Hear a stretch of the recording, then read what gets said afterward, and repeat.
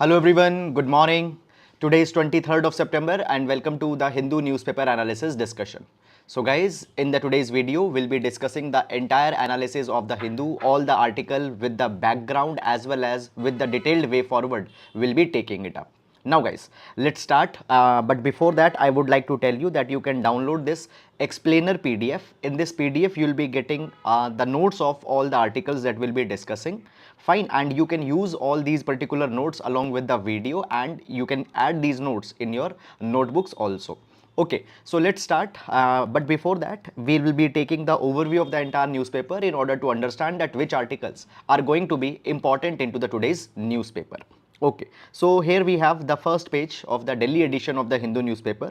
109 people held in crackdown against PFI. Okay, now guys, understand this particular thing that basically basically the popular front. Okay, the government has said that the popular front's activity has been against national interest and all those kind of a things, so nationwide raids have been conducted. Okay, however, you don't need to follow this particular article too much into the detail. Then guys, moving on, after that moving on, Nitish's UP expansion, again the political articles not very much important in this particular direction. Okay, so moving on, we reach to the city section. In the city section, okay, the court reserves to restrain AAP from hurling charges. Again, these are the political issues, regional issues, advertisements. Okay, so guys, we'll directly be moving on in this particular direction. So this is the spotlight article, Doshi Kon. These articles are talking about the Kanpur riots that had happened. Okay, and the personal stories actually have been discussed here. Then moving on in this particular direction, then again the advertisements and all these kind of a things. So actually the section before the editorial, okay, the regional section, very rarely some very important article come in these particular pages. Okay, so we'll directly be reaching to the editorial, and from here most important articles for the today are actually they have been contained. A census is not about counting sheep, so this is a good article talking about that why the census exercise happens to be one of the most important one and we cannot avoid that. Internal democracy. Now this article talks about the ECI, Election Commission of India, and recent intra-party democracy issues that have been there. We'll discuss this entire article also. Okay. Then moving on, managing sports. So this particular article will see with respect to the sports governance in India. So all the issues will take here. Then should the election commission insist on inner party elections? Again, this particular article is also important academically. We'll see this article. Then in a summit's work. Okay, so guys, this particular article has been written by Suhasini Heather. Now this article, it's just talking about the Suhasini Heather's visit for into the Samarkand, okay, and the beauty of the city and all those kind of things. Fine, have been discussed, how the life of a journalist is a hectic one and all those things. Now for exam, the substance is not contained in this particular article, so you don't need to necessarily go in this particular article. Nothing is contained. Okay, then moving on, text and the context, analyzing the Kyrgyzstan Tajikistan conflict. So recently there are the clashes that have happened, so we'll understand this issue with respect to the examination. Then the case of Nikah Halala in the India, so the Nikah Halala with respect to the gender issues, we'll understand this particular article. Okay, then are movies relevant in the OTT era? Okay, so guys, the movies, OTTs, okay, fine, all those particular kind of things have been discussed. However, the article doesn't contains a substance relevant for the exams. Okay, if you have interest in the OTTs, movies, etc., you can read that. Fine. So for exam, the article doesn't contain much of substance. Now moving on into the next. After that, again the raids that have been made onto the PFIs and all those kind of things have been discussed. Okay, no need to essentially follow it. EWS quota claims to be for poorest of poor but denies most deprived. So every day I tell you background of this particular article which features. Now I told you, and I have told you many number of times, fine, that recent now the 103rd Constitutional Amendment Act, 103rd Constitutional Amendment Act, which provided 10% reservation to the economically weaker section, its constitutional validity is being seen in the Supreme Court, because it has been seen that by this the Indira Sahani judgment has been breached. Indira Sahani judgment provided that maximum reservation should be 50%. But now by giving this 10% additional reservation, we have broken that 50% limit. So it's being said that we should see the constitutional validity, and now in this direction every day the arguments are being made into the Supreme Court. So that thing is carried. You are not required to follow this particular thing every day. I have simply told you that when the final judgment will be given by the Supreme Court, that is something that we need to use for our exam.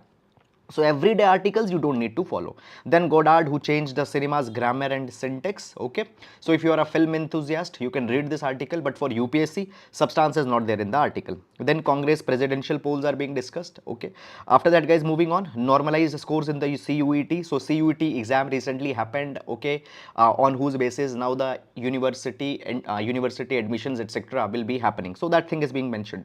Then Lancet panel criticizes WHO for acting too slowly during the pandemic. Now Lancet is one of the most reputed health journal, and the Lancet, it gives many of the reports, data with respect to the disease outbreaks, disease burdens. Now it has said that WHO did not share information into the start when actually the pandemic started. So for that particular thing they have said. Okay, now the numbers of the cases, okay, and all these kind of things have been discussed. Now moving on, after that, focus on vaccination in and return to normalcy in China. Now see, actually the China follows the zero COVID strategy, where whenever the cases will come, okay, they'll go into the lockdown, they will be suspending many of the economic activities. Okay, so that is actually the strategy of the China. Now the China is focusing on vaccination, so those repeated lockdowns they don't have to announce. Okay, Iran curbs internet as a protest. Okay, so guys, these law and order issues of different countries, so law and order issue in Iran, law and order issue in some other country, you don't need to necessarily follow them to head to toe. Okay, then moving on, UK, the Queen has been laid to rest. Okay, fine. Then rupee slides to a new low of 80 rupees. Okay, now every days or weeks rupee as a movement is not important, but why the reason that the rupee has declined? It's because of the Fed rate increase stance. Okay, so basically guys, Fed stands for the Federal Reserve. It stands for the Federal Reserve, which is the central bank of the USA. Okay, so I'll discuss this particular article little bit in towards the last. Okay, and then the telecom bill moots licensing of the OTT, we'll see this particular article also. Okay, then guys, moving on, after that, India to skip Russia's ESPO crude as freight cost jumps. Okay, so freight cost, that transit cost of the bringing the oil from Russia to India, it has increased. So obviously it will not be making a lot of sense for that particular thing. Okay, then guys, the corporate trends etc. have been given, not very much important. And then we have the sports page. Okay, in the sports page, cricket related news etc. have been provided. Okay, so now let's discuss the entire newspaper relevant articles one by one in detail. Fine, let's start with that. Now in every class I gave you this GS quotation, which can be used in one of your GS papers to complement your answers, and even in essay it can be used. So today we'll be taking the quotation from the Ban Ki-moon, the former United Nations Secretary General. So Ban Ki-moon has said a very lucid and a very impactful thing. Ban Ki-moon says that the world is overarmed and peace is underfunded. World is overarmed and the peace is underfunded, and that is in fact true.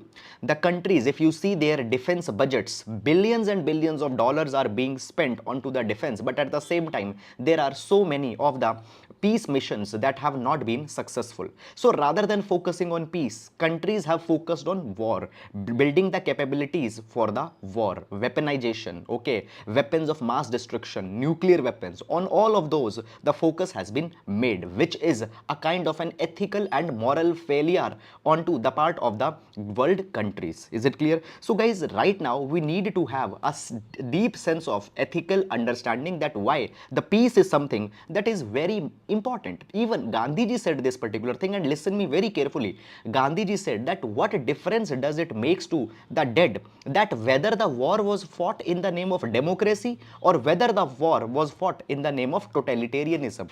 Okay, so the war can never be justified, so our focus on peace is something that needs to assume the center stage. Fine, very good quotation, can be used in GS paper number 4 ethics.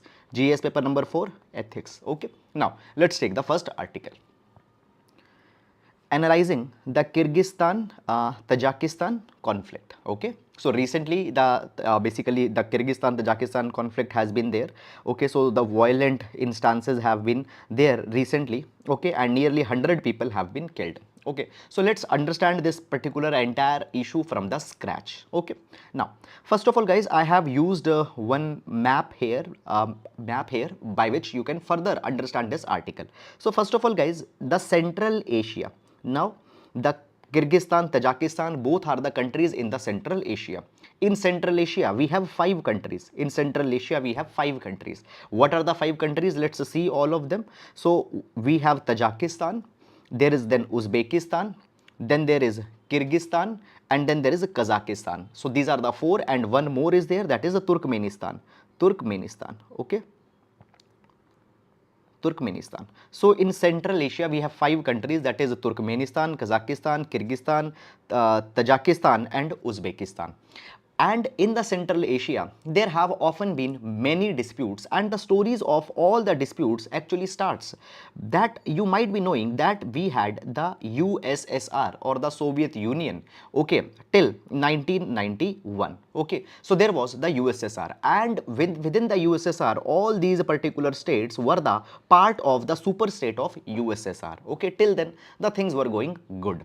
Now guys, what happened after 1991? The USSR got collapsed, and after the USSR got collapsed, these countries such as the Tajikistan, okay, Tajikistan, Kyrgyzstan, these countries became independent. These countries became republic after the dissolution of USSR. So the new boundaries are there. Now often when these boundaries were created, when these countries were created, there were many of the historic agreements that were taken. So often there are the disputes onto the maps, there are the disputes onto the boundaries. So therefore these disputes emerge from time to time. Now let's understand this present issue of the Tajikistan and Kyrgyzstan.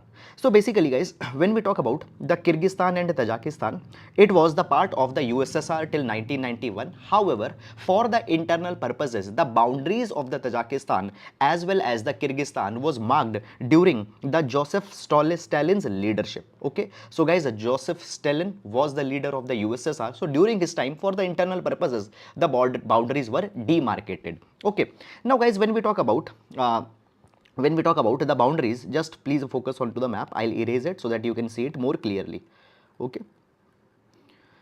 now just you can see actually guys, here we have Tajikistan. Okay, here we have Tajikistan, here we have Kyrgyzstan, okay, here we have Uzbekistan. Okay, and this particular region, that is the dotted region that you can see, it is the Fargana Valley. It is the Fargana Valley. Okay, and this particular yellow region that you can see, it is the Batken region. Batken region. So please remember 2 of the words, because often these things are also asked into the prelims examination within the mapping question. For example, Fargana Valley was recently into the news. Fargana Valley is where? Okay, in which countries? So Fargana Valley is there, then the Batken region is there. Okay, now see, when we talk about Fargana Valley, it is the region which is shared by 3 countries. The Fargana Valley, it is the region which is shared by 3 countries. You can see the pink one, that is the Tajikistan, then Uzbekistan and Kyrgyzstan. Okay, now this entire region, just a minute, this entire region, that is the Fargana Valley, it is very important region because it has aquifers, groundwater is very good. And when we talk about the Central Asia guys, the water availability has always been a very major issue. Now the Fargana Valley has the ground aquifers, groundwater resources. Okay, so basically historically over this Fargana Valley, the Kyrgyz people, Tajik people, they enjoyed common rights over natural resources. Fine. And what happened? The Soviet Union got created. At that point of a time, you might be knowing that the state farms got created. Now the USSR, at that point of a time, what was their goal? Their goal was to bring the socialism, and in the socialism there is no private property. All the property is held by the state. So even the farms, they were converted into the state farms which were held by the government. So all the agricultural land, pasture land, it came under the control of the government in all this particular region. Okay, the things were going on. But you know this particular thing, that what happened in 1991, there was the collapse of the Soviet Union and the dissolution of all the state farms happened. The countries became independent, and that point of a time, the existing water and land agreements that were there, they came. Okay, independent farms became fine, countries became independent, and there what happened after that, there were the disputes that got started. The disputes as who has the control over which land, which particular part. Moreover, guys, over the years we have seen this particular thing, that there have been increase into the water consumption. Okay, the farmers need land for their cattle because they want to land for grazing and all those kind of things. So over the period, what has happened in this particular entire Fargana Valley region, there is a lot of population pressure that has been increased. Land is needed for grazing purpose, land is needed for water tapping purpose, etc. But the boundaries that have been decided post 1991, there are often many a times the disputes that come. So this entire Fargana Valley, it is the state site of struggle, okay, and it is a violent outburst that happened in the Tajaks, Kyrgyz people and the Uzbek people. Now when we talk about these people, all these people have been very much similar. They have been very much similar in terms of the sociological specificities. Sociological specificities means that their culture is very much similar, their customs are very much similar, their economic activities are very much similar. People are involved here in two things, agriculture and the cattle rearing. Okay, and both agriculture as well as cattle need a lot of water, and water is scarce in this region. Their religious practices is similar. Okay, now guys, what has happened, regularly the countries have tried to bring the talk here, the countries have tried to resolve this particular things, but what happens from time to time, this particular dispute emerges. Now this is not for the first time that the dispute is happening. Rather guys, every year there are some skirmishes, there are some disputes that happen just because of the water and the land crisis that is going on. Now you understand this particular thing, that you don't need to go into the detail and see that okay, in which village, at what particular point there was the dispute, which year's agreement was there on which the negotiations have been signed. Why? Because at the end of the day, it is a internal matter of the Central Asian countries. India's direct involvement is not there, so you don't need to go too much into the detail. Okay, just for the mapping purpose, again I'll tell you, remember the Batken region. Now this Batken region, it is shared between the Tajikistan, you can see it is also Tajikistan, Kyrgyzstan and Uzbekistan. Okay, and then the other is the Fargana Valley. Okay, so this is the Fargana Valley. Okay, so this is all guys about this particular dispute. So that is the most. Beyond that, you don't need to go. One point I want to give you additional here, that guys, when we talk about the Central Asian region, for India, Central Asian region should have the stability. Why? Because we want to make the deep relations with the Central Asia, and for that particular thing we are having one policy also, that is the Connect Central Asia. Connect Central Asia. So by the Connect Central Asia, we want to connect with all these 5 countries. Moreover guys, recently INSTC, okay, International North-South Transit Corridor, International North-South Transit Corridor has also been developed. Now this particular corridor will be connecting, giving the connectivity till the Russia. Okay, so all the Central Asian countries, Russia through the Iran. Okay, so basically the connectivity of Russia in between Central Asia, and then there will be the Iran. So India has contributed significantly into the INSTC, and by INSTC will get entry through Iran into Central Asia, and from Central Asia to Russia. So economic relevance of Central Asia is there for India. So therefore regional stability is very important, and for that regional stability, for that particular regional stability, all these disputes need to be resolved. Okay, so that is all guys about this particular thing. I hope that you have understood, and now we'll be moving to the next article. Now, the case of Nikah Halala in India and a long court battle. Okay, guys, just one thing. Now you see this, that the Hindu has changed its layout. Okay, so now the font and all these styles have been changed. I'm liking this. Okay, what's your view? Do you like this change that has happened? Now, let's discuss this particular article. So this article will see with respect to the gender issues. We'll see this particular article with respect to the gender issues. GS paper number 1. Indian society, GS paper number 1, Indian society, as well as GS paper number 2, issues related to the women. Issues related to the women.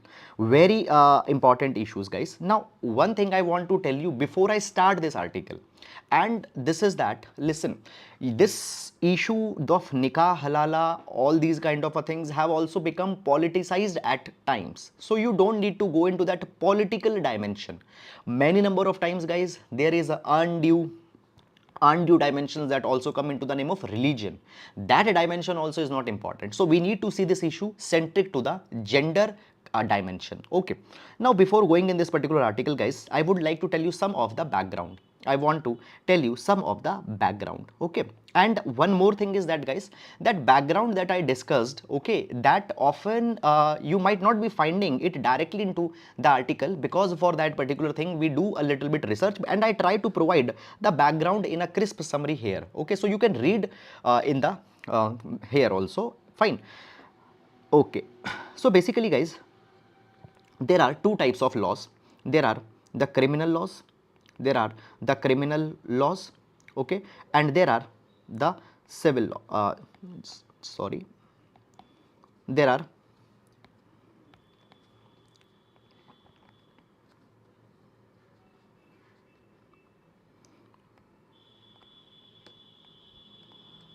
civil personal laws, and on another hand there are the criminal laws. There are the criminal laws. Okay. Now, guys, when we talk about the criminal laws in India, we have the common criminal law system. Okay. So we have the IPC, that is the Indian Penal Code. We have the CRPC, that is the Criminal Procedure Code. So IPC, Criminal Procedure Code, CRPC deals with, these are the major criminal law system in India that we have. So the crimes such as the murder, dacoity, robbery, rape, all these things are discussed in the IPC and CRPC, and many other crimes also. And on another hand, there are the civil personal laws. Okay. Now, guys, understand that there are matters such as the matter of marriage, divorce, inheritance, adoption. Okay.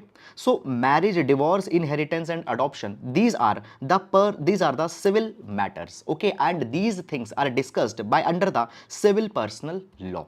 Now in India, we don't have any uniform civil code. We don't have a uniform civil personal law. So therefore the different religious communities are given the independence that they can follow in these particular matters, their own customs, their own religious laws, etc. Is it clear? So Hindus have their some set of personal laws which they are following into the form of marriage. Then Muslims have certain personal laws which they follow in their marriages, in their divorce, etc. Now, guys, there is one particular thing that we want to discuss. There is one particular thing that is discussed. Okay, that is the issue of marriage and divorce. Now, guys, recently you might be knowing that 3 years back, that is in 2019, what happened? Government invalidated the triple talaq. Is it clear or not? Now, what is this triple talaq? First of all, let's understand that, and by that we will be going in this particular article. Okay. So what was a triple talaq? So triple talaq was it is also called as talaq-e biddat. It is called as the talaq-e biddat. Now, what happens in the talaq-e biddat?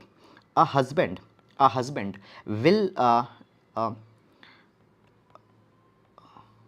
okay, instant triple talaq-e biddat. Now, husband will pronounce talaq 3 times. The husband will pronounce talaq and the wife will be divorced. Okay, that is the instant triple talaq, or you simply call it as talaq-e biddat. Now, in this particular thing, this particular issue was discriminatory with the women. Why? Number one, it was seen that just into the fit of anger, in the fit of rage, the husband will pronounce the divorce to the wife. Okay, and then the wife will be abandoned. Okay, then second thing that has been said, that it was discriminatory and there was the violation of equality. Why? That the power was given to the husband, that the husband can pronounce the talaq, but such power was not with the wife. So it was discriminatory, violating the equality. And second, in the fit of anger, in the fit of rage, this instant triple talaq was going on. So what happened? Supreme Court in the Shaira Bano case, Shaira Bano case said this particular thing, that the instant triple talaq or the talaq-e biddat is unconstitutional. It is unconstitutional. This was said by the Supreme Court. Then following the Supreme Court judgment in 2019, Government of India come out with the Muslim Women Act. came out with the Muslim Women Act of 2019, and government also banned the talaq-e-biddat. Is it clear or not? That is the instant triple talaq. That thing happened. But guys, there is one more issue that has not been addressed up till now, and that issue is the issue of Nikah Halala. That is the issue of Nikah Halala. Okay. Now, let's discuss this issue of Nikah Halala, which have been there, and now in the Supreme Court there are the multiple petitions that have been filed that this Nikah Halala also needs to be banned now. This particular thing also needs to be created as invalid. Let's understand this thing. Okay, so basically let's understand this Nikah Halala. So in Islam, there is the word halala. The halala word comes from the halal, and halal means something that is allowed, that is permissible, that is lawful, or that can be done. So anything which is halal, it means it is allowed. Okay. Now guys, into the context of marriage, we get the issue of Nikah Halala. Now guys, what happens? A divorced woman can become halal, lawful for her husband again after Nikah Halala is complete. Now, I just want to discuss a situation with you. Suppose there is a husband, okay, and then there is a wife, okay, husband and there is a wife. Now, basically into the Islamic law, it has been provided that the husband can pronounce talaq to a woman. The husband can pronounce the talaq to a woman. Okay, if he pronounces talaq once, then what will happen? For a temporary period of time, the husband and the wife, they will deemed to be separated, but if husband wants, husband can take back the wife again. Is it clear or not? So husband has pronounced talaq once, not 3 times, once. Then the wife is separated for a brief period of time, but husband wants, the husband can take the wife again back. Then second time also the husband can pronounce the talaq, okay, and the husband wants, then again the husband can take the wife. But if the third time the husband will pronounce the talaq, then if the husband wants, the husband cannot take back the wife. Then the wife will become a complete independent, wife will have a complete free choice. Then the husband's right over that particular wife will completely be ended. So understand this particular thing, that first of all, when we talk about the talaq, okay, when we talk about the triple talaq has many forms. Okay, there is the instant triple talaq where just in one go talaq was being pronounced. That is invalid. Even now there is one other type of talaq that is still allowed in the Muslim communities, and we have seen it also few days back. That is talaq-e-hasan. Now what happens in talaq-e-hasan? Husband pronounces the talaq over a span of 3 months. So once in over is allowed. Okay. So basically the logic is that if a husband says talaq once, then the wife can be taken. If he pronounces the talaq twice, then again the wife can be taken after a month or after some period. But if he pronounces talaq third time, then the wife cannot be taken back. And if husband wants to marry, then there is a process that is to be repeated, that is Nikah Halala. What is this Nikah Halala? The wife has to marry another person. The wife has to marry another person. That particular marriage has to be consumed. Consummation means that there needs to be a ceremonial sexual intercourse that has to be carried. So the wife will be marrying another person. Then if this particular person dies or this particular person divorces, then only the wife can go to the first husband that was there. Then only the wife can go to the first husband that was there. Is it clear? And this is the Nikah Halala. Okay, so what it means now, basically into the name of Nikah Halala, many a times women's exploitation has happened. Okay, first of all, the triple talaq that is there, it was many times torturing to the women. And then now what's the issue? Okay, all these things I have written here, I'll just read you. Islam dictates that a Muslim man has the liberty to divorce and remarry the same women twice. Okay, that is given talaq once, said talaq once, again wife can be taken. Second time talaq, again the wife can be taken. However, if he decides to dissolve the marriage for the third time, he can only remarry he can only remarry the same woman if she first marries the another man, consummates the marriage, okay, and if that the second man dies or willingly asks for a divorce, then only the women can go back to the first husband and remarry. This is the nikah halala. This is the nikah halala that is going on. Now guys, understand basically what has happened, why this particular provision was made. Originally this provision was made in order to ensure that the man did not use it as a tool for torturing the wife. The man will know the consequences, that if third time the divorce will be given, then the man cannot marry the women again without the nikah halala. So as a tool to keep a check onto the men, this particular thing was brought. But actually into the modern India, we find that this nikah halala has been misused and manipulated. So there was one incident that I want to tell you here, okay. So what actually happened, there was an incident of 2016 where one Indian Muslim woman claimed that her husband's friend has raped the women, and all this particular thing happened into the name of nikah halala. So actually what happened, the husband has lost the wife to a friend in a gambling game, okay, and as he lost the wife, he had to divorce the wife. So the husband pronounced the triple talaq 3 times. Then that particular woman was married to the friend. That woman was married to the friend. That friend carried a sexual intercourse, in a way raped that particular woman, and then that particular man divorced, and then the women came back to the original, that is the first husband. Is it clear or not? Now all this particular thing happened, and this particular thing was justified as a part of the talaq and nikah halala. It was justified as a part of talaq and nikah halala. The accused, that is the husband's friend, called it as a nikah halala, that the husband divorced, then I married, and then the woman was again married back. So this is something that has happened.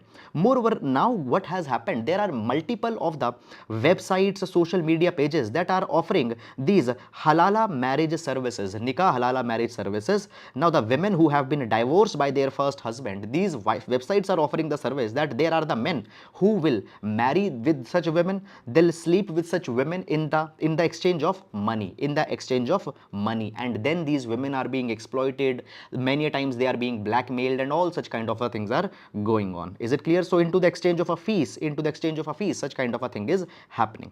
And in India, what has happened, I told you that in 2019 Muslim Women Act was passed, okay, and this particular act invalidated the triple talaq, but up till now nikah halala has not been addressed, and even on the Supreme Court, the nikah halala issue has not been taken up. So basically what's happening, this nikah halala issue, in the guise of such a matter, the women exploitation is going on, which is not acceptable as per the constitutional morality, as per the constitutional spirit. So what can be the solution in such kind of line? Now guys, understand that this is one event in one religion, but similar incidents in other religions also happen, okay. And I want to just give you a quotation. There is a saying that if there is a tragedy against the man, if there is an injustice against the man, it's called as a tragedy. However, if there is injustice against the women, it is called as a tradition, it is called as a culture.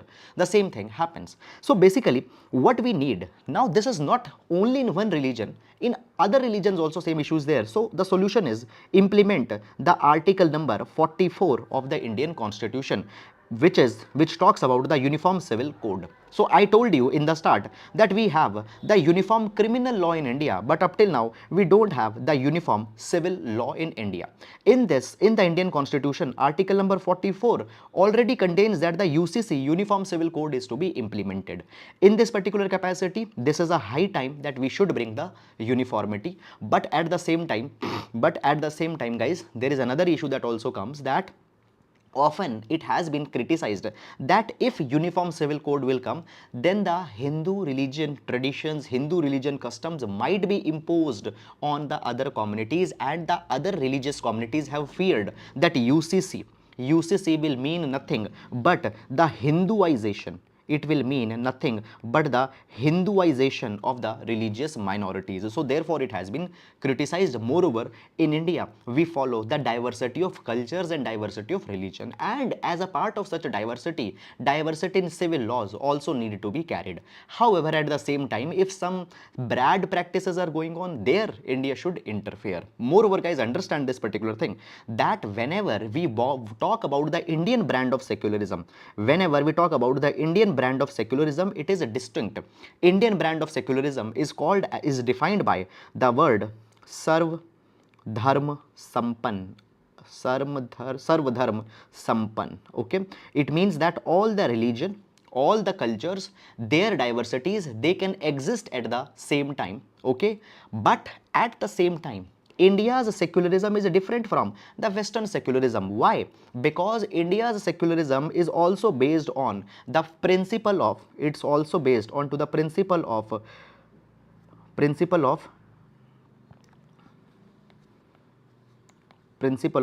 distance, principle of distance with occasional intervention, Okay, bye guys, please use these words. Now I'll repeat it again. So when we talk about Indian brand of secularism, it is based on the Sarv Dharm Sampan. Sarv Dharm Sampan means that all the religion can exist and their distinct cultural practices can also exist. So if we'll bring the UCC, it will mean that the traits of one religion are being imposed. Now so see why this kind of a feeling will come. This feeling will come because guys, right now you see in the Indian society there is a lot of mistrust that is there. Okay, that is there. So such kind of a feeling will there, and it will be said that Indian brand of secularism is getting diluted. Moreover guys, understand this particular thing. At the same time, Indian secularism is also based on to the principle of distance with occasional intervention. It means that the state will not interfere into the matter of religion as far as possible, but for the reform of religion, the state can interfere also. For example, when the triple talaq got invalidated, that was the state's interference into the religion. That was the following of the occasional intervention that was carried. So point is that rather than bringing the UCC also sometimes, which might be criticized, the state needs to proactively carry the reforms into the religion by using the principle of occasional intervention if it is needed. Clear? So guys, in this particular way, we will culminate this entire issue. Okay, I will not advise you too much to go and read the article in detail. Why? Because into the article basically the women, okay, who refuse to get married and all those kind of things are also being provided.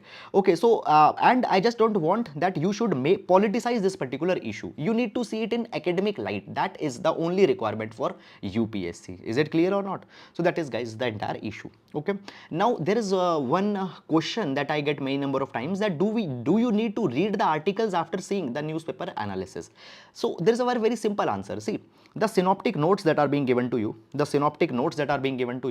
it contain the additional information as well as the information contained into the article. So if you have read the synoptic notes, then necessarily I'll not say that you have to read the newspaper article also, because all the things as well as additional thing have been given in the synoptic notes already. Okay, now coming to the next article. Should the election commission insist on inner party elections? And there is guys one more article that has come, that is the internal democracy. So basically we'll see that both the two articles, because the articles are onto the similar lines. Now let's discuss this particular article. Basically guys, first of all, there is I want to tell you some of a background. Now this article will be important in GS paper number 2. Okay, in intra-party democracy, or GS paper number 2, elections or electoral reforms. Okay, electoral reforms. Fine. Now guys, understand one more thing I want to tell you, and listen me very carefully. When you see the GS syllabus that has been given by the UPSC, the syllabus is mentioned, there is a very bare bone description of the syllabus that is there. Okay, just the things that have been written, that is not the entire syllabus. You have to, it's something like this, that this is the syllabus that has been given by the UPSC, but on the periphery also there are many of the offshoots of this particular topics that will be coming. You have to identify that. Okay, so for example, electoral reforms, it's not mentioned in GS paper number 2, but in the GS paper number 2, elections are there, as the basically parliamentary processes are there, elections issues are there. So electoral reforms automatically we have to cover. Okay, so that is the case. Now recently what has happened, actually there are the two of the episodes that are there. Okay, number one, Congress is set for elections for the post of the party president. So Congress party's president elections are about to happen. This is the one incident that happened. And guys, there is one more second incident that has happened, okay, contained in the another article, that is this one. What's the issue? The issue that has going on is that basically YSRCP, that is the YSRCP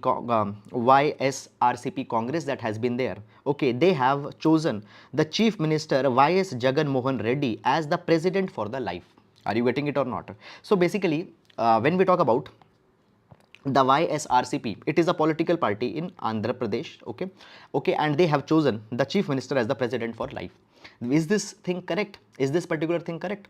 So all these things will be seen in this particular article. Now guys, understand this particular thing, that internal elections are a very important feature of Indian politics, okay. Now whenever there is a political party, the president of that particular political party needs to be elected person. There should not be the hereditary position. Why?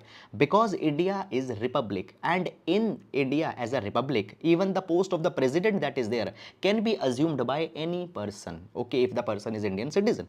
So basically when the political parties are there, even the political party head's president needs to be elected. This thing will promote the party democracy within the party. So now the Congress is set for the elections for the post of the party president. Now first of all a question comes that is there any legal ground in India which provides that there has to be mandatory elections within the political parties? Okay, so basically there is no law. So as of now law is not there, fine. Basically what happened in 1990s, the TN Session, so TN Session at that point of a time was Chief Election Commissioner. So he passed an executive order in 1990 and asked the political parties that they have to conduct the organizational elections for the post of president, elections for the post of the other chiefs, they have to conduct. And since then the elections are being held periodically in all the recognized political parties. The elections are happening since then, but the law is not there.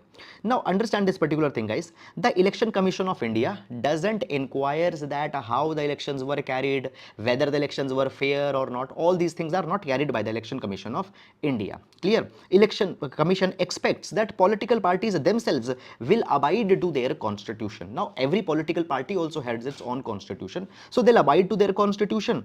So the ECA doesn't goes too much into the detail. Now understand that when we talk about India guys, okay, India is a democracy. When we talk about India is a democracy, okay.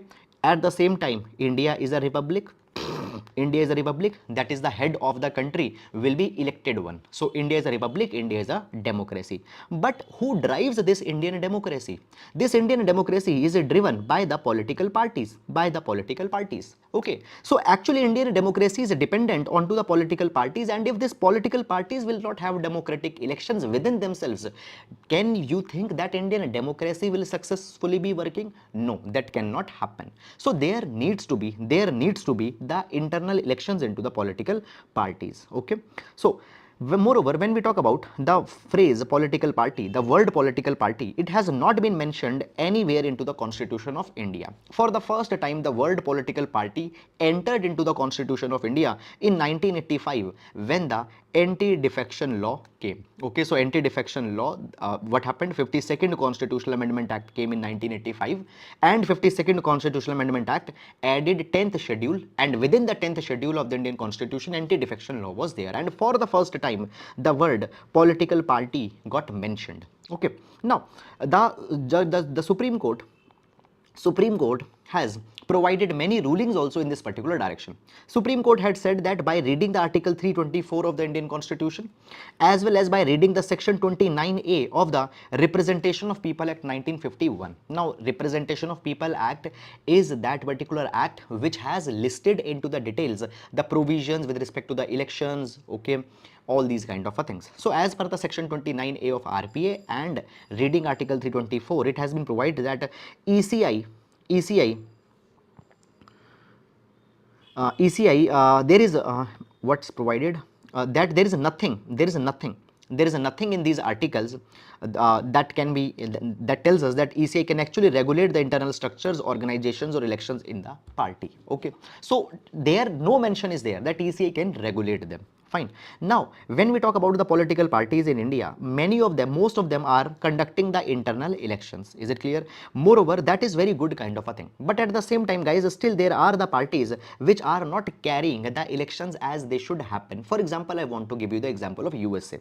So what happens in the US elections? The candidate who wanted to be the presidential nominee. Now, you know this particular thing. For example, there is the Democrats, there are the Republicans, the Democrat, the Republican Party, which are the big major parties of the USA. Is it clear? Now the Democrats and Republicans will be sending their contenders who will be who are the presidential nominees. Now before these presidential nominees are sent by the Republicans or by the Democrats, there is a lot of debate that happen within the candidates. They criticize each other, they criticize each other, they question each other. Okay, so all this particular kind of debate happens in which the contenders condemn and criticize each other. But what happens in India? In India, when a person is being sent for a chief ministerial candidature, when a person is being sent for the prime ministerial candidature, are there debates, are there discussions on that particular matter? That is not the case. Though the presidential elections for the party are being done, but are these kind of debates scrutinies? No. So intra-party democracy in India is still little bit weak. This is the case. Now guys, it has been provided that internal elections fine are very important, okay, for the upward mobility. What happens, the person who is joining the political party at the very low level, the person can go at the top by these internal elections if they are there. Okay, now guys, understand this particular thing, that there is one more issue that has happened which we seen in this particular article. What was the case? I told you that YSRCP Congress in the Andhra Pradesh, they have elected their chief minister as the president for life. It means that now there will be no elections that will be happening into the YSRCP Congress in the Andhra Pradesh. Now this particular thing will again defeat the purpose of the internal elections. That is the thing that is happening now. The ECI, that is the Election Commission of India, says that such a step is inherently anti-democratic. Even the ECI has criticized the Andhra Pradesh for that particular thing. Now a question comes. That actually there needs to be the regular elections. But one thing I want to say you, do you think that really these elections are very much effective? No. These elections are not very much effective because there are many of the issues that are going on. Basically, when we talk about the India, there are the charismatic individuals, charismatic families, okay, that have emerged. For example, guys, you see the Congress. Now the Congress is a party which is highly centered around one particular family, and any member of that particular family will obviously will be having a lot of political clout. So even let's say that there is the Congress, okay, and then the Congress is centered around one particular family, and there is a person from that particular family versus there is another leader. The chances of this particular person in front of this personality who belongs to the family, it is very much weak. So basically, when we talk about India, in India's multi-party system, there are the charismatic individuals, there are the charismatic people, charismatic families that are there. They enjoy a lot of support into the political party. So whether an individual will be able to win the elections in front of them, that is highly doubtful. Clear? Moreover, understand this particular thing, that basically the several political parties today do not insist on thoroughgoing internal elections, okay, to secure the leadership. Okay, when they even if they conduct the polls, they lack sufficient contestation and they are done to reaffirm the dominance of the high command. Even the competition will not be there. Contenders who are contesting against them, they will not be there. Now, as per the section 29A of the RBA, fine, we need to ensure that the leadership into the political parties is renewed. Okay, it is changed or re-elected every 5 years. So therefore, the internal elections into the political parties is very much important. Fine. So that's all, guys, about this particular issue. Now we'll be moving to the next article. Now, a census is not about counting the sheep. Now, this particular article we'll see with respect to the GS paper number 1, issues related to the population. GS paper number 1, issues related to the population. Okay, now basically when we talk about the census is a very important demographic exercise. Demography means something related to population. Demography means a systematic study of population. Now see, whenever we talk about a welfarist state, it has to ensure the people's well-being. But how the well-being of people can be done if you don't have the data about the people? So therefore the data collection is done by the census. By the census we get a wide range, a wide array of data, which is very much important for policy making, decision making. Now when we talk about the census, guys, the first census in India was held in 1872. Now that was the non-synchronous census, but after 1881, post 1881 till 2011, every 10 years we have held the synchronous organized exercise in India at every 10 year. So 1881 was the first synchronous census, and till 2011 it has happened every year. There was the disease that came. For example, guys, there was a Spanish influence of 1920. There was a partition that happened, world war that happened. Never the census exercise was stopped. But now what has happened in the name of COVID-19? The census exercise has been suspended and government has not given any date that as when the census will be conducted. Now the question is coming that actually the government is carrying the election rallies, okay, into the second wave when was going on, but why the all other economic activities have been normalized, then why we are not very much comfortable in census? This question is baffling. It doesn't makes a lot of sense even. Now basically it has been said that actually the sample surveys, the census, okay, they are very much important. Okay, now it has been provided that when the census is carried, the state connects to every individual. Okay, they reach to individual, they find the data with respect to their age, their gender, their economic status, religion, language. All this particular data is taken from the people. Okay, and therefore the census is a way where the state is connecting with the people, a kind of a bond is making. Moreover, this particular data, it is a treasure trove. It is a treasure because on the basis of these findings, the planning can be done, the problems can be fixed. Now you might be hearing today the word that is the big data. Now first of all, what is the big data? Big data is the huge data that is being generated now. Big data is characterized with the 3 V's. Big data is characterized with the 3 V's, that is volume, velocity, okay, variety. Volume means the big data is huge data. Okay, so you go on the social media, you go onto the internet, you search something, you have generated the data. So this is a huge data. Volume. Velocity, the data is being generated very fast. And variety, the data will be of different types. Fine, for example, the data, if we take the metadata, if we take the data, now somebody's name will be finding, then somebody's age will be finding, then will be finding a particular person's hobby, a particular person's preference. So there is a lot of variety of data. The data is not classified in some particular kind of a structure. So there is a huge data that is being generated onto the internet, and we call it as the big data. So today the big data has become a common theme, but before the big data came, the huge data was being collected by the census, and these were the reliable numbers. Now on the basis of the census, many of the unfounded ideas, many of the prejudices have also been addressed. For example, here it was provided, now you might be knowing that there was a belief in the people that basically there is a population explosion due to the Muslim reproductive rates. Now this particular myth got exploded after the census data that we got. Census data provided this particular thing that the reproductive rates into the Muslims are not the cause or are not leading to any population kind of an explosion. Then guys, basically we know this particular thing that many of the state governments, they have said that India needs to come with the population control measures. But the census also provided that the total fertility rate in India is coming down at a very rapid pace and the stabilization will be achieved. So this particular myth also that we need to bring population control measure, it got broken by the census data. Then 2011 census broke one more myth. For example, guys, it was said that the divorce, it is an urban phenomenon. In rural areas, the divorce is not there.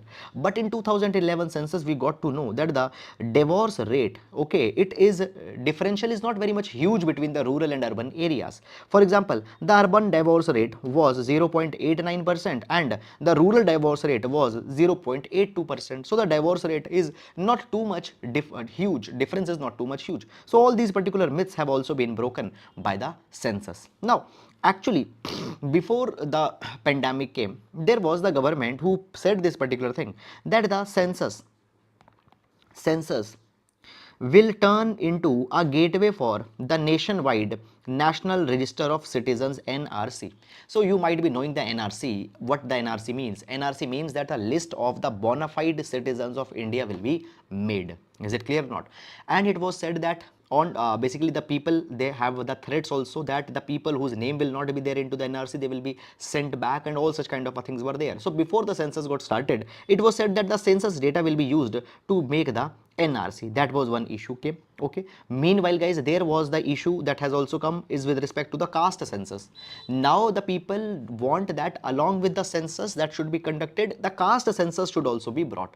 Caste census means that organizing the people on the basis of their caste. Up till now, the census that is there, it calculates, it counts the people onto the basis of the scheduled caste status, ST status, but specific caste on that particular line, the data is not collected. So the caste census requirement demands are also being made. Now, India used to have the caste census, and the last caste census that we held was till 1931. Post 1931, we did not had any caste census. And guys, you see, we are giving reservation to the people. Now, how we can know that whether the reservation is actually helpful or not if we don't have the caste specific data, caste specific census? So caste census is also needed. Now, so therefore, guys, all these demands and all these developments have happened into the between. Now, what the author has raised a very valid point. Author says that what the case recently, the Ministry of Home Affairs have notified the Criminal Procedure Rules 2022.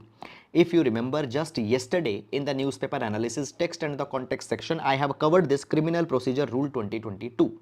Now, this particular rule, they intend to take the biometric data of the people who got arrested or the people who got convicted. So as per these particular rules, your retina scan, iris scan, fingerprints, okay, and other biological samples can be taken if a person is arrested. Now, why? Because government said that we want to create a database. We want to create a database. So when government is too much inclined to creating a database, why we are ignoring the census? It doesn't make any sense. Fine. So there is a data hunger. There is a data hunger. Okay.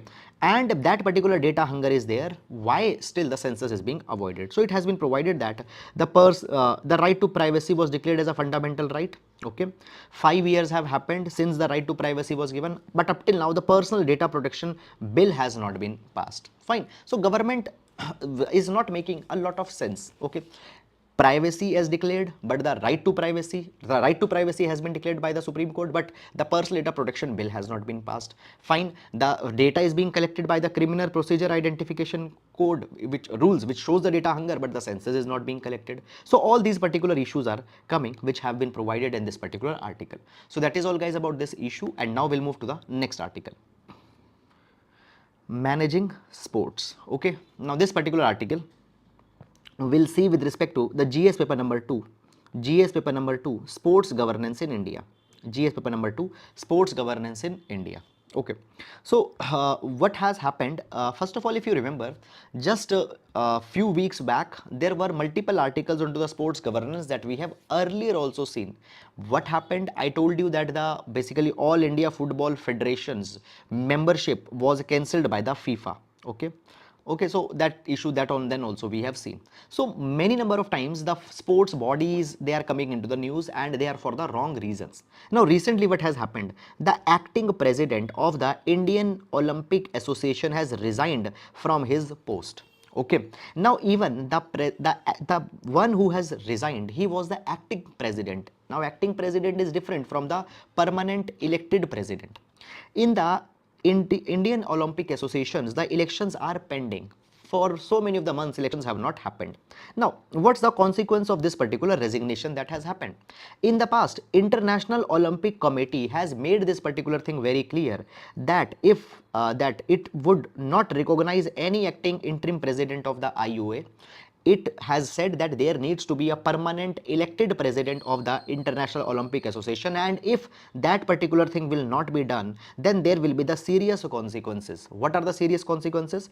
International Olympic Committee had said that India will be banned. India will be banned if the elections are not conducted till the December. Okay, Indian athletes will not be able to represent the country into the Olympic Games. It will also not receive the funds from the International Olympic Committee if we don't conduct the elections. So what has happened?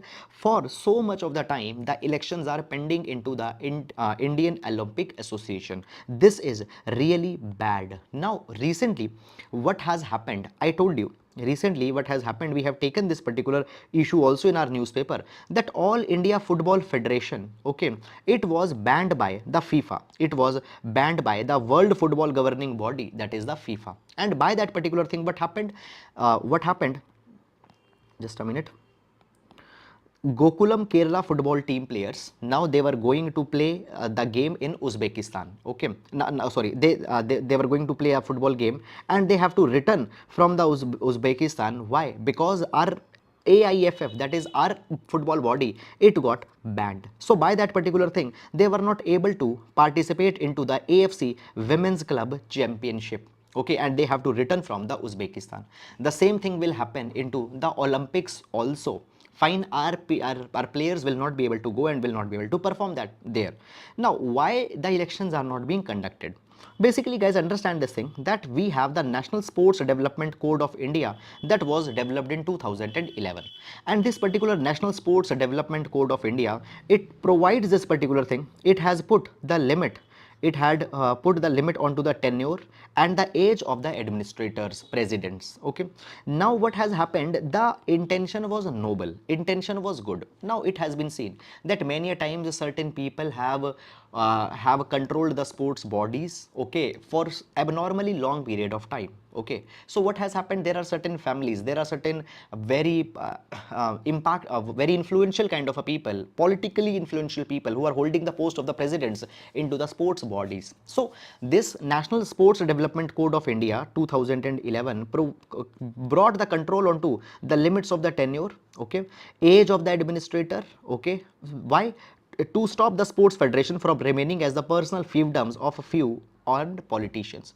Now guys, because of that particular thing, the sports bodies have criticized this National Sports Development Code. And guys, because of that particular logjam that has come, the elections are not being conducted into the sports bodies. Okay, so therefore it has been said that now when we see the India's performance into the past, for example, Tokyo Olympics, fine, Birmingham Commonwealth Games, Thomas Cup, Chess Olympiad, India has shown a lot of potential. India has shown that India has a lot of talent beyond the cricket as well. So right now India is doing good into the sports arena, and there the elections of the sports bodies that are not being carried into the time, and as they are being threatened by the international bodies, for example FIFA already banned the AIFF.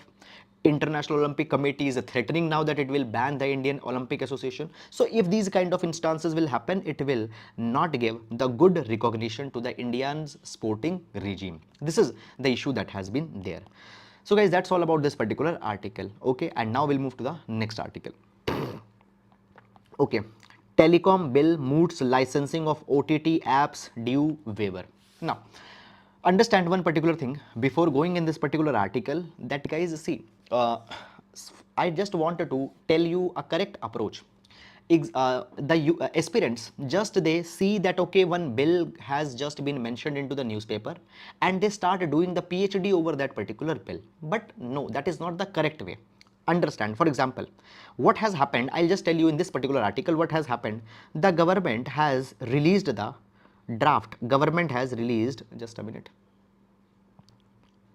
government has released the draft, okay, draft of the Indian Telecommunication Act 2022. Now you see, this is a draft. Draft means that it is not the final bill.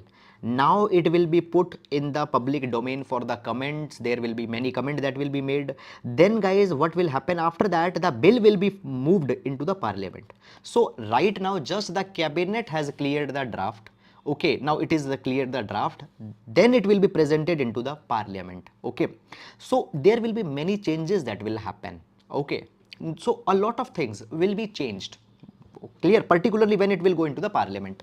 Okay, so you don't need to go and remember the clause by clause provisions in this particular article, because it will not make any sense.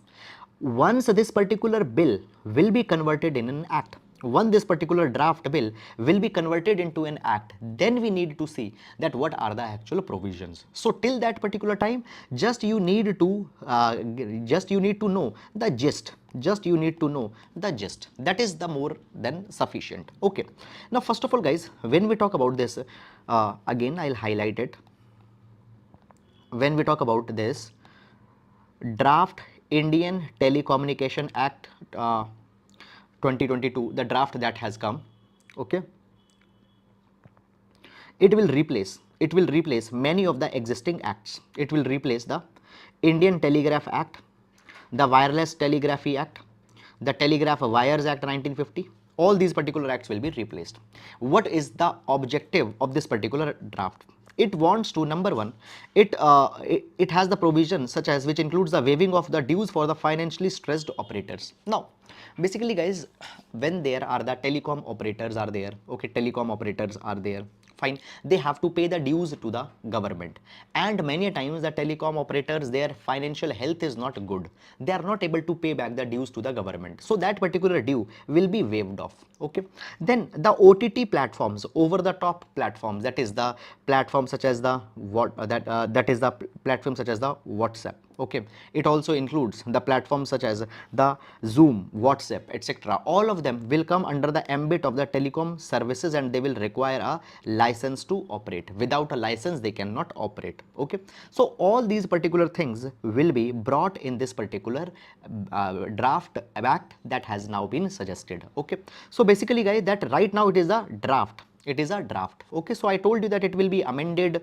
then it will be passed. Okay, so till then a lot of changes will happen. So just you remember two objectives. Number one objective, that the OTT will come into the definition of they will require a telecom service license. They will require a telecom service license. And secondly, the stressed operators, telecom operators, they can be given the waiver by the government. That is the issue that has happened. Is it clear or not? So that's all about this. Okay, and now guys, I want to discuss one more article with you. Okay, which article I want to discuss? Fine. Basically guys, the rupee slides to low of 80 rupees due to the increase into the rate that has been announced by the Federal Reserve, that is the Fed rate increase issue. Now listen one particular thing, that first of all, you don't need to track the movement of the rupee, that okay, what is the present where the rupee is now trading and all that kind of a things. Okay, now basically understand this particular issue. When we talk about the rupee, okay, the rupee's appreciation or the rupee's depreciation, it depends on to the two factor, that is the demand and supply. It depends on to the demand as well as supply. Now if there will be the demand of rupee, what will happen? The rupee will go up, there will be the appreciation into the rupee. Okay, however, if there is a no demand for the rupee will go down, rupee will decline. Now I just want to give you some things what actually happened.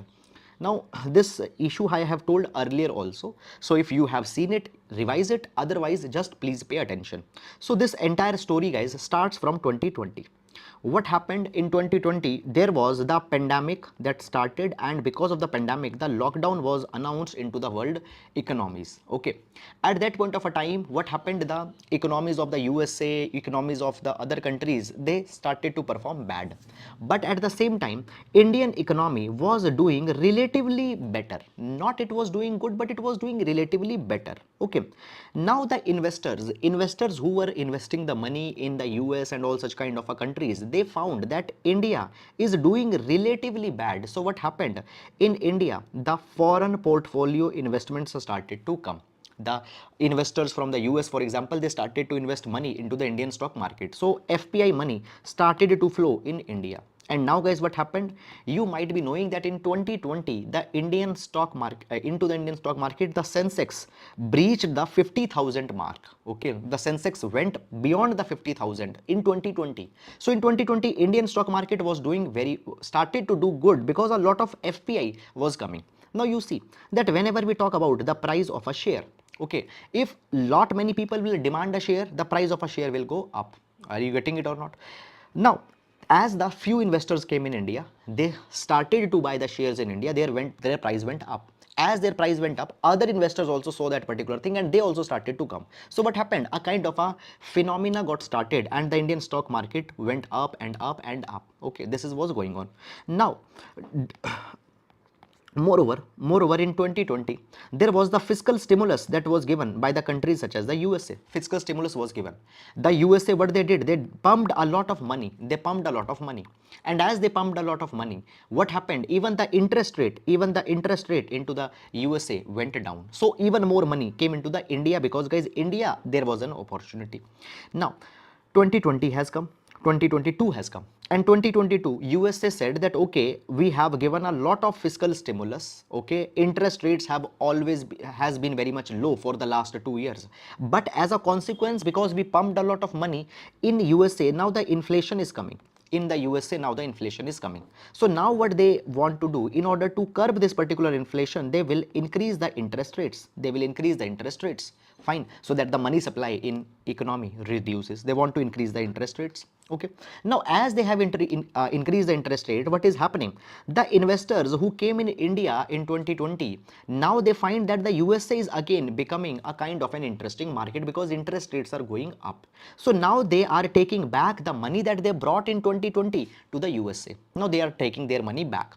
Obviously, they will convert their rupee into the dollar. Okay, now when they'll sell the share, they'll get rupee, but rupee they cannot take back to the USA. So they'll convert these rupee into the dollars. Now what is happening? Everybody is dumping the rupee and they are demanding the dollar. So dollar is going up, rupee is going down. Now what has happened? Now if you read the heading, the Federal Reserve is announcing the rate increase again. So as again the rate increase is being announced by the Federal Reserve, what will happen? More people who brought their investment in India in 2020 onwards, they will take back their money back. Okay, so what will happen? Further, the rupee might decline. So these are guys all the things that are happening. So you just need to understand the phenomena. You don't need to track that okay at what level the rupee is now trading and all those kind of things. You just need to see the phenomena in this particular direction. Okay, so that is all guys about this article. I hope that you have understood it. Okay, now that's all, and with this we come to an end to the today's newspaper analysis. Now we'll be meeting tomorrow. Till then guys, take care of yourselves. Fine, and if you have liked the video, please do hit the like button. Okay, so please show a little bit of generosity in liking the videos, because that particular thing is really a very big morale booster for us. So thank you guys. Now we'll meet tomorrow. Take care. Thank you so much.